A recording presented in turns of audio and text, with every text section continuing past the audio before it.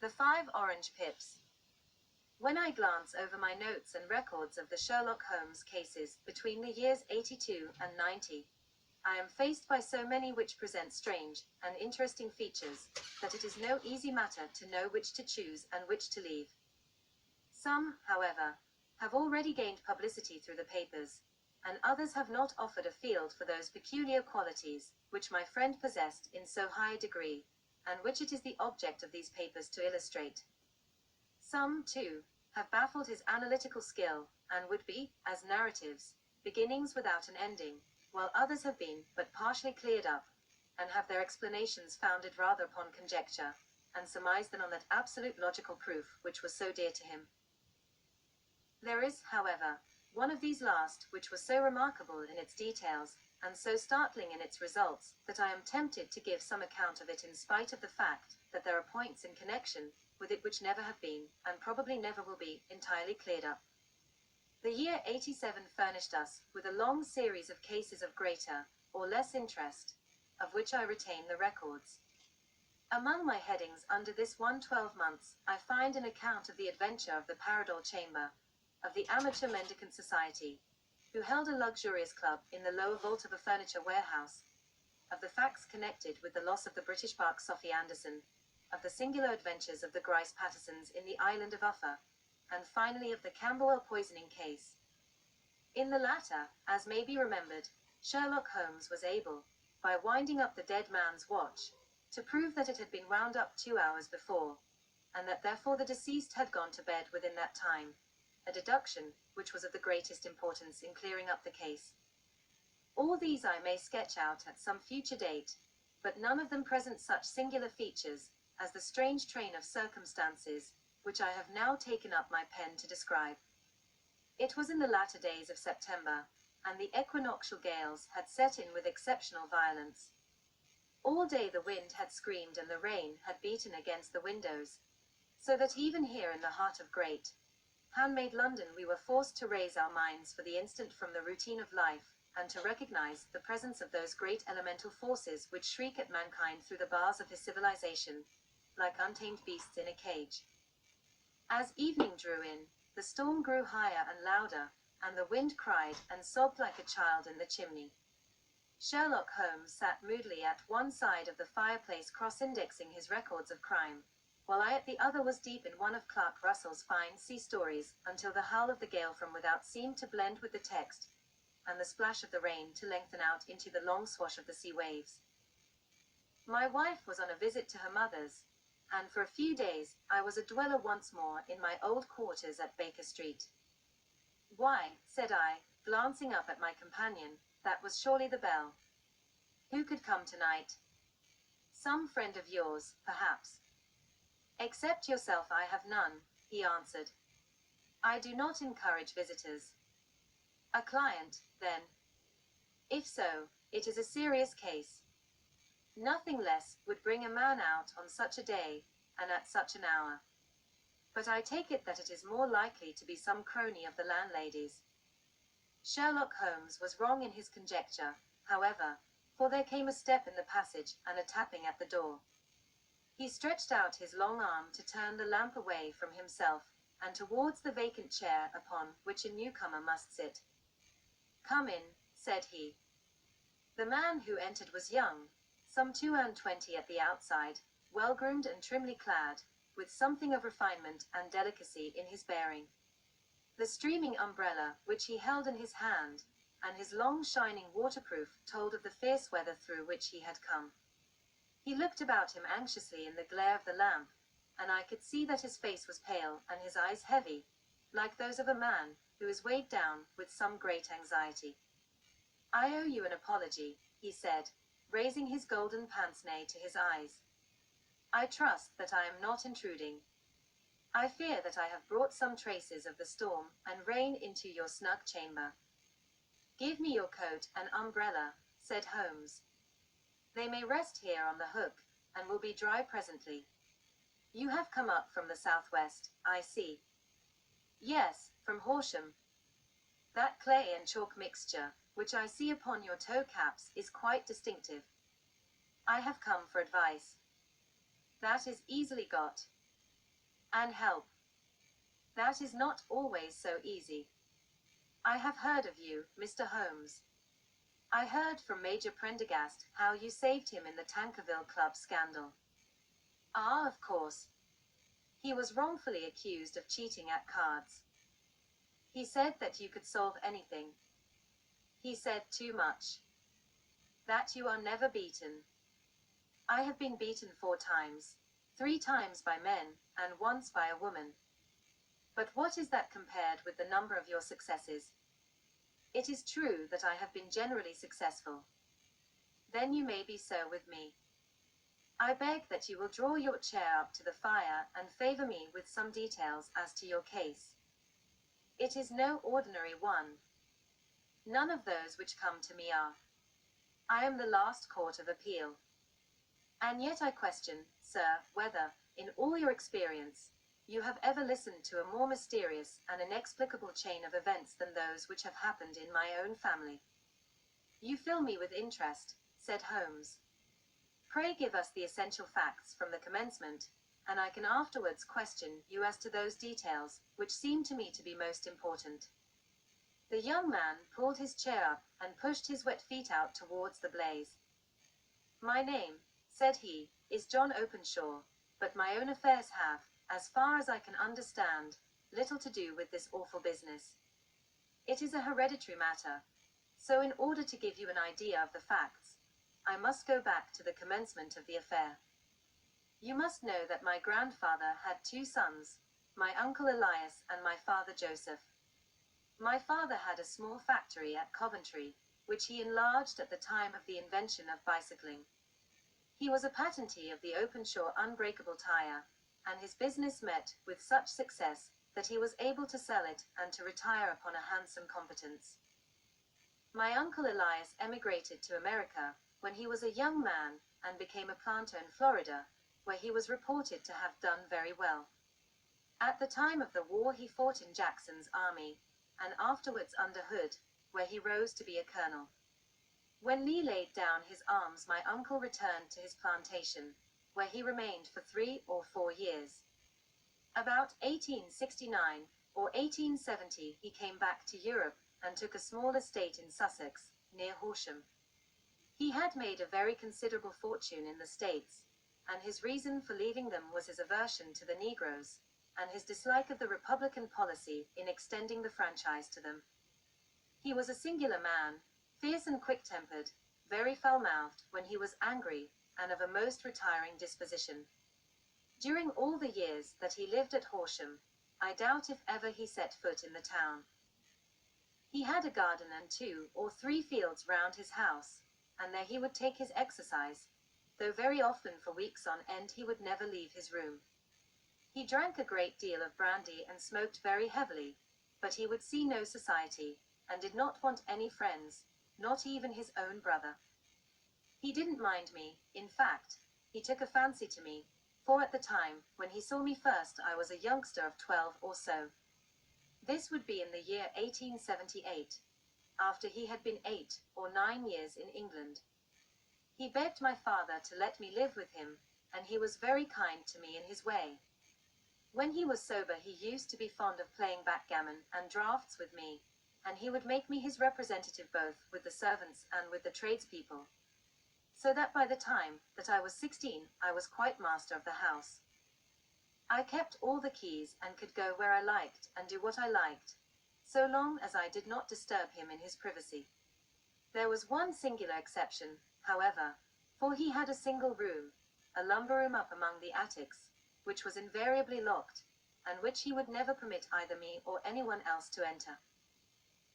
With a boy's curiosity, I have peeped through the keyhole, but I was never able to see more than such a collection of old trunks and bundles as would be expected in such a room. One day, it was in March, 1883, a letter with a foreign stamp lay upon the table in front of the colonel's plate. It was not a common thing for him to receive letters, for his bills were all paid in ready money, and he had no friends of any sort. From India, said he as he took it up, Pondicherry postmark. What can this be? Opening it hurriedly, out there jumped 5 little dried orange pips, which pattered down upon his plate. I began to laugh at this, but the laugh was struck from my lips at the sight of his face. His lip had fallen, his eyes were protruding, his skin the color of putty, and he glared at the envelope which he still held in his trembling hand. K, he shrieked, and then, my God, my sins have overtaken me. What is it, uncle? I cried. Death, said he, and rising from the table he retired to his room, leaving me palpitating with horror. I took up the envelope and saw scrawled in red ink upon the inner flap, just above the gum, the letter K 3 times repeated. There was nothing else save the 5 dried pips. What could be the reason of his overpowering terror? I left the breakfast table, and as I ascended the stair, I met him coming down with an old rusty key, which must have belonged to the attic, in one hand, and a small brass box, like a cash box, in the other. They may do what they like, but I'll checkmate them still, said he with an oath. Tell Mary that I shall want a fire in my room today, and send down to Fordham, the Horsham lawyer. I did as he ordered, and when the lawyer arrived, I was asked to step up to the room. The fire was burning brightly, and in the grate there was a mass of black, fluffy ashes, as of burned paper, while the brass box stood open and empty beside it. As I glanced at the box, I noticed, with a start, that upon the lid was printed the treble K, which I had read in the morning upon the envelope. I wish you, John, said my uncle, to witness my will. I leave my estate, with all its advantages and all its disadvantages, to my brother, your father, whence it will, no doubt, descend to you. If you can enjoy it in peace, well and good. If you find you cannot, take my advice, my boy, and leave it to your deadliest enemy. I am sorry to give you such a two-edged thing, but I can't say what turn things are going to take. Kindly sign the paper where Mr. Fordham shows you. I signed the paper as directed, and the lawyer took it away with him. The singular incident made, as you may think, the deepest impression upon me, and I pondered over it and turned it every way in my mind without being able to make anything of it. Yet I could not shake off the vague feeling of dread which it left behind, though the sensation grew less keen as the weeks passed, and nothing happened to disturb the usual routine of our lives. I could see a change in my uncle, however. He drank more than ever, and he was less inclined for any sort of society. Most of his time he would spend in his room, with the door locked upon the inside, but sometimes he would emerge in a sort of drunken frenzy, and would burst out of the house and tear about the garden with a revolver in his hand, screaming out that he was afraid of no man, and that he was not to be cooped up, like a sheep in a pen, by man or devil. When these hot fits were over, however, he would rush tumultuously in at the door and lock and bar it behind him, like a man who can brazen it out no longer against the terror which lies at the roots of his soul. At such times I have seen his face, even on a cold day, glisten with moisture, as though it were new raised from a basin. Well, to come to an end of the matter, Mr. Holmes, and not to abuse your patience, there came a night when he made one of those drunken sallies from which he never came back. We found him, when we went to search for him, face downward in a little green scummed pool, which lay at the foot of the garden. There was no sign of any violence, and the water was but 2 feet deep, so that the jury, having regard to his known eccentricity, brought in a verdict of suicide. But I, who knew how he winced from the very thought of death, had much ado to persuade myself that he had gone out of his way to meet it. The matter passed, however, and my father entered into possession of the estate, and of some £14,000, which lay to his credit at the bank. One moment, Holmes interposed. Your statement is, I foresee, one of the most remarkable to which I have ever listened. Let me have the date of the reception by your uncle of the letter, and the date of his supposed suicide. The letter arrived on March 10, 1883. His death was 7 weeks later, upon the night of May 2nd. Thank you. Pray proceed.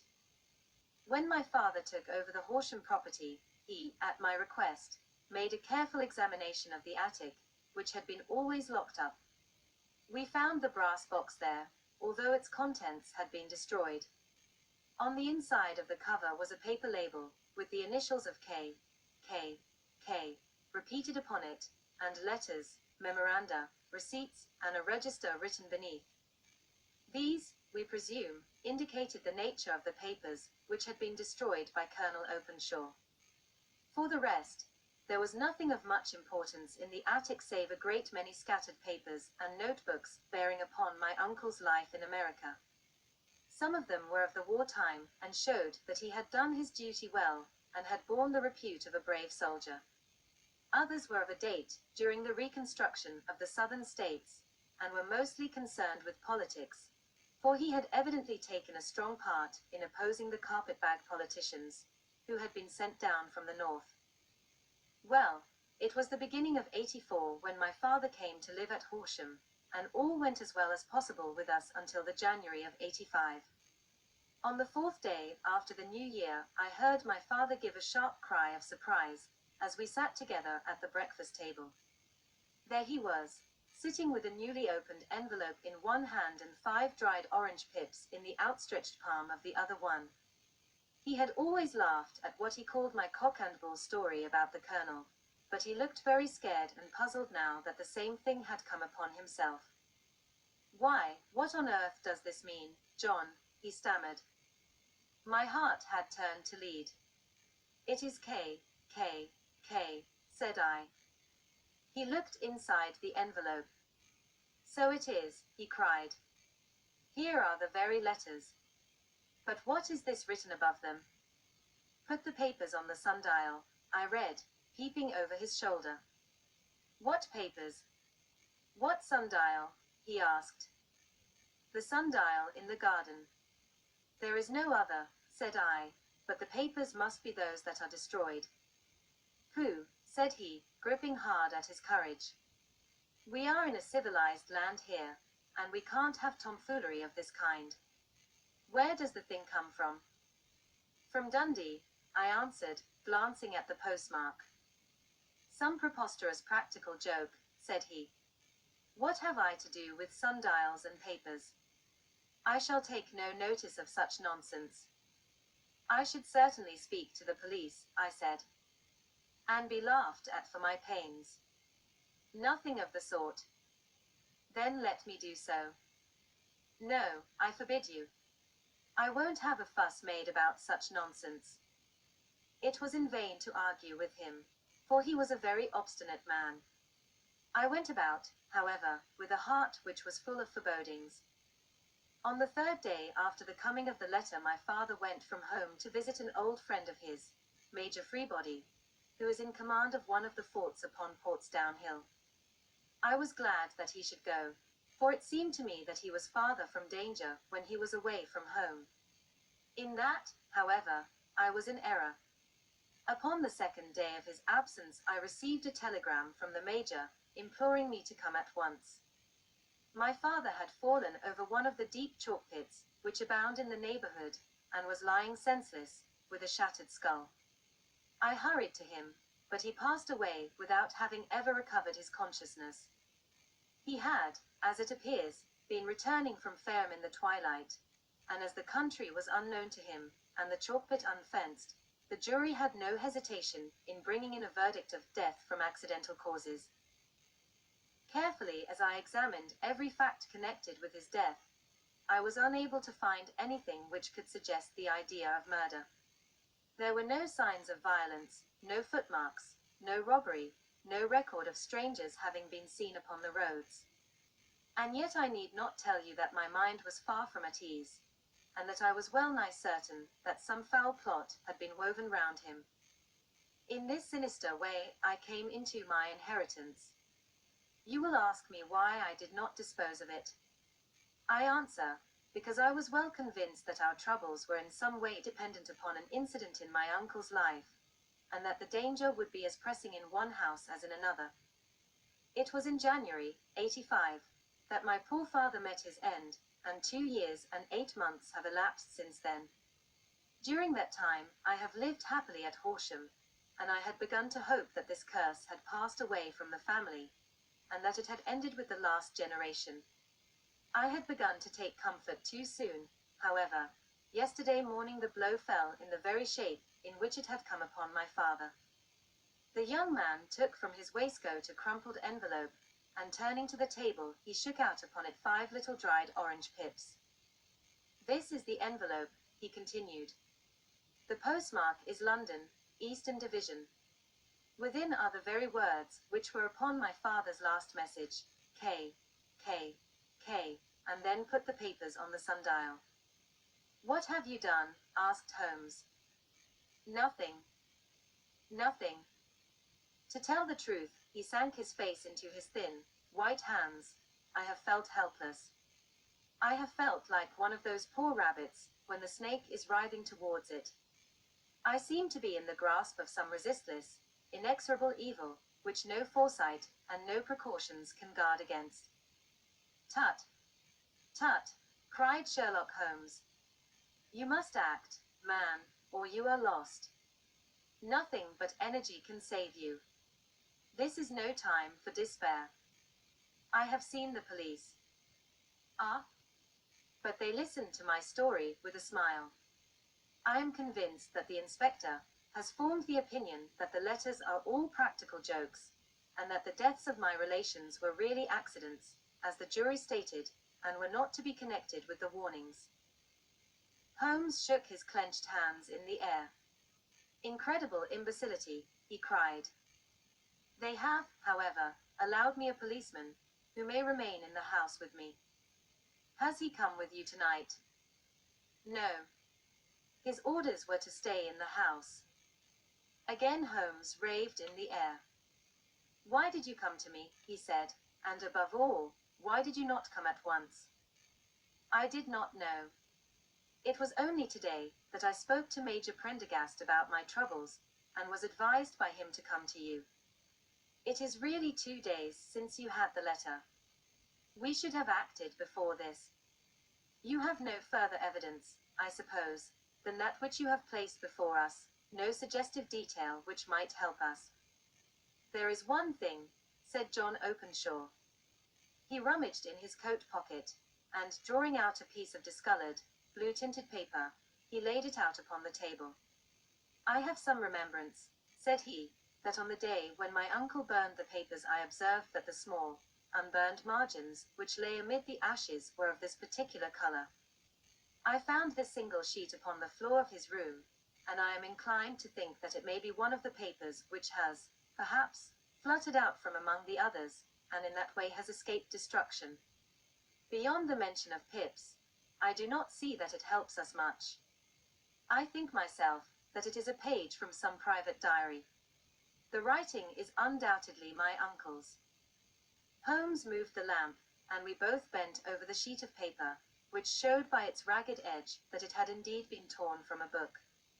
It was headed, "March, 1869, and beneath were the following enigmatical notices.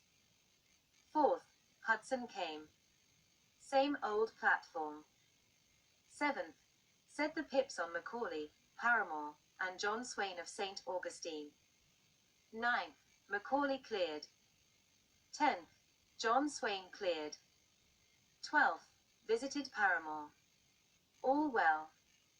"Thank you," said Holmes, folding up the paper and returning it to our visitor. "And now you must on no account lose another instant. We cannot spare time even to discuss what you have told me. You must get home instantly and act." "What shall I do?" "There is but one thing to do. It must be done at once. You must put this piece of paper, which you have shown us, into the brass box, which you have described. You must also put in a note to say that all the other papers were burned by your uncle, and that this is the only one which remains. You must assert that in such words as will carry conviction with them.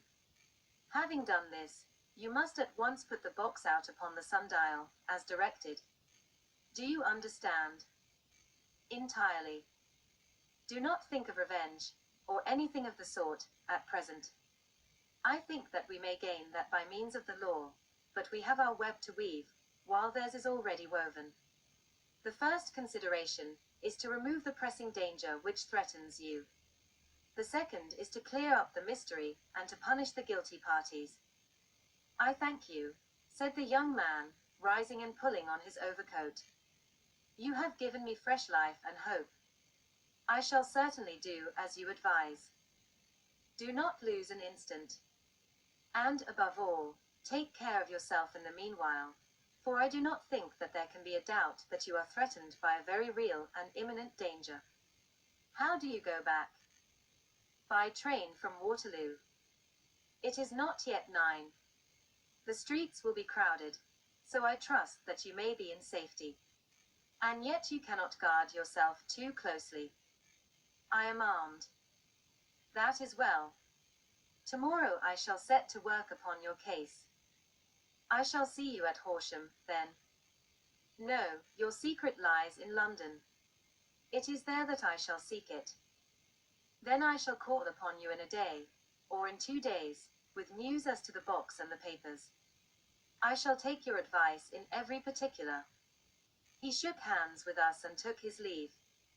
Outside the wind still screamed and the rain splashed and pattered against the windows. This strange, wild story seemed to have come to us from amid the mad elements, blown in upon us like a sheet of seaweed in a gale, and now to have been reabsorbed by them once more. Sherlock Holmes sat for some time in silence, with his head sunk forward and his eyes bent upon the red glow of the fire. Then he lit his pipe, and leaning back in his chair he watched the blue smoke rings, as they chased each other up to the ceiling. I think, Watson, he remarked at last, that of all our cases we have had none more fantastic than this. Save, perhaps, the sign of 4. Well, yes. Save, perhaps, that. And yet this John Openshaw seems to me to be walking amid even greater perils than did the Sholtos. But have you, I asked, formed any definite conception as to what these perils are? There can be no question as to their nature, he answered. Then what are they? Who is this K, and why does he pursue this unhappy family? Sherlock Holmes closed his eyes and placed his elbows upon the arms of his chair, with his fingertips together. The ideal reasoner, he remarked, would, when he had once been shown a single fact in all its bearings, deduce from it not only all the chain of events which led up to it, but also all the results which would follow from it. As Cuvier could correctly describe a whole animal by the contemplation of a single bone, so the observer, who has thoroughly understood one link in a series of incidents, should be able to accurately state all the other ones, both before and after. We have not yet grasped the results which the reason alone can attain to. Problems may be solved in the study which have baffled all those who have sought a solution by the aid of their senses. To carry the art, however, to its highest pitch, it is necessary that the reasoner should be able to utilize all the facts which have come to his knowledge, and this in itself implies, as you will readily see, a possession of all knowledge, which, even in these days of free education and encyclopedias, is a somewhat rare accomplishment. It is not so impossible, however, that a man should possess all knowledge which is likely to be useful to him in his work, and this I have endeavored in my case to do. If I remember rightly, you on one occasion, in the early days of our friendship, defined my limits in a very precise fashion. Yes, I answered, laughing. It was a singular document. Philosophy, astronomy, and politics were marked at 0, I remember. Botany variable, geology profound as regards the mud stains from any region within 50 miles of town, chemistry eccentric, anatomy unsystematic, sensational literature, and crime records unique, violin player, boxer, swordsman, lawyer, and self-poisoner by cocaine and tobacco. Those, I think, were the main points of my analysis. Holmes grinned at the last item. Well, he said, I say now, as I said then, that a man should keep his little brain attic stocked with all the furniture that he is likely to use, and the rest he can put away in the lumber room of his library, where he can get it if he wants it. Now, for such a case as the one which has been submitted to us tonight, we need certainly to muster all our resources. Kindly hand me down the letter K of the American Encyclopedia. which stands upon the shelf beside you. Thank you. Now let us consider the situation, and see what may be deduced from it. In the first place, we may start with a strong presumption that Colonel Openshaw had some very strong reason for leaving America. Men at his time of life do not change all their habits and exchange willingly the charming climate of Florida for the lonely life of an English provincial town. His extreme love of solitude in England suggests the idea that he was in fear of someone or something. So we may assume, as a working hypothesis, that it was fear of someone or something which drove him from America. As to what it was he feared, we can only deduce that by considering the formidable letters which were received by himself and his successors. Did you remark the postmarks of those letters? The first was from Pondicherry, the second from Dundee, and the third from London. From East London. What do you deduce from that? They are all seaports. That the writer was on board of a ship. Excellent. We have already a clue. There can be no doubt that the probability, the strong probability, is that the writer was on board of a ship. And now let us consider another point. In the case of Pondicherry, 7 weeks elapsed between the threat and its fulfillment. In Dundee it was only some 3 or 4 days. Does that suggest anything? A greater distance to travel. But the letter had also a greater distance to come. Then I do not see the point. There is at least a presumption that the vessel in which the man or men are is a sailing ship. It looks as if they always send their singular warning or token before them when starting upon their mission. You see how quickly the deed followed the sign when it came from Dundee. If they had come from Pondicherry in a steamer, they would have arrived almost as soon as their letter. But, as a matter of fact, 7 weeks elapsed. I think that those 7 weeks represented the difference between the mailboat, which brought the letter, and the sailing vessel, which brought the writer. It is possible. More than that, it is probable. And now you see the deadly urgency of this new case, and why I urged young Openshaw to caution. The blow has always fallen at the end of the time which it would take the senders to travel the distance. But this one comes from London, and therefore we cannot count upon delay. Good God! I cried. What can it mean, this relentless persecution? The papers which Openshaw carried are obviously of vital importance to the person or persons in the sailing ship. I think that it is quite clear that there must be more than one of them. A single man could not have carried out 2 deaths in such a way as to deceive a coroner's jury. There must have been several in it, and they must have been men of resource and determination. Their papers they mean to have, be the holder of them who it may. In this way you see K ceases to be the initials of an individual and becomes the badge of a society. But of what society? Have you never, said Sherlock Holmes, bending forward and sinking his voice, have you never heard of the Ku Klux Klan?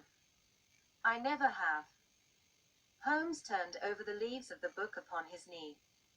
Here it is, said he presently. Ku Klux Klan. A name derived from the fanciful resemblance to the sound produced by cocking a rifle. This terrible secret society was formed by some ex-Confederate soldiers in the southern states after the Civil War, and it rapidly formed local branches in different parts of the country, notably in Tennessee, Louisiana, the Carolinas, Georgia, and Florida. Its power was used for political purposes, principally for the terrorizing of the Negro voters, and the murdering and driving from the country of those who were opposed to its views. Its outrages were usually preceded by a warning sent to the marked man in some fantastic, but generally recognized shape, a sprig of oak leaves in some parts, melon seeds, or orange pips in others. On receiving this, the victim might either openly abjure his former ways, or might fly from the country. If he braved the matter out, death would unfailingly come upon him, and usually in some strange and unforeseen manner. So perfect was the organization of the society, and so systematic its methods, that there is hardly a case upon record where any man succeeded in braving it with impunity, or in which any of its outrages were traced home to the perpetrators. For some years the organization flourished in spite of the efforts of the United States government and of the better classes of the community in the South. Eventually, in the year 1869, the movement rather suddenly collapsed, although there have been sporadic outbreaks of the same sort since that date. You will observe, said Holmes, laying down the volume, that the sudden breaking up of the society was coincident with the disappearance of Openshaw from America with their papers. It may well have been cause and effect. It is no wonder that he and his family have some of the more implacable spirits upon their track. You can understand that this register and diary may implicate some of the first men in the South, and that there may be many who will not sleep easy at night until it is recovered. Then the page we have seen is such as we might expect. It ran, if I remember right, sent the PIPS to A, B, and C, that is, sent the societies warning to them. Then there are successive entries that A and B cleared, or left the country, and finally that C was visited, with, I fear, a sinister result for C. Well, I think, Doctor, that we may let some light into this dark place, and I believe that the only chance young Openshaw has in the meantime is to do what I have told him. There is nothing more to be said, or to be done tonight. So hand me over my violin, and let us try to forget for half an hour the miserable weather and the still more miserable ways of our fellow men. It had cleared in the morning, and the sun was shining with a subdued brightness through the dim veil which hangs over the great city. Sherlock Holmes was already at breakfast when I came down. "You will excuse me for not waiting for you," said he. "I have, I foresee, a very busy day before me in looking into this case of young Openshaw's." "What steps will you take?" I asked. "It will very much depend upon the results of my first inquiries. I may have to go down to Horsham, after all." "You will not go there first?" "No, I shall commence with the city. Just ring the bell, and the maid will bring up your coffee." As I waited, I lifted the unopened newspaper from the table and glanced my eye over it. It rested upon a heading which sent a chill to my heart. "Holmes," I cried, "you are too late." "Ah," said he, laying down his cup, "I feared as much." "How was it done?" He spoke calmly, but I could see that he was deeply moved. My eye caught the name of Openshaw, and the heading "Tragedy near Waterloo Bridge." Here is the account. "Between 9 and 10 last night, Police Constable Cook, of the H Division, on duty near Waterloo Bridge, heard a cry for help and a splash in the water. The night, however, was extremely dark and stormy, so that, in spite of the help of several passers-by, it was quite impossible to effect a rescue. The alarm, however, was given, and, by the aid of the water police, the body was eventually recovered. It proved to be that of a young gentleman whose name, as it appears from an envelope which was found in his pocket, was John Openshaw, and whose residence is near Horsham. It is conjectured that he may have been hurrying down to catch the last train from Waterloo Station, and that in his haste and the extreme darkness, he missed his path and walked over the edge of one of the small landing places for river steamboats.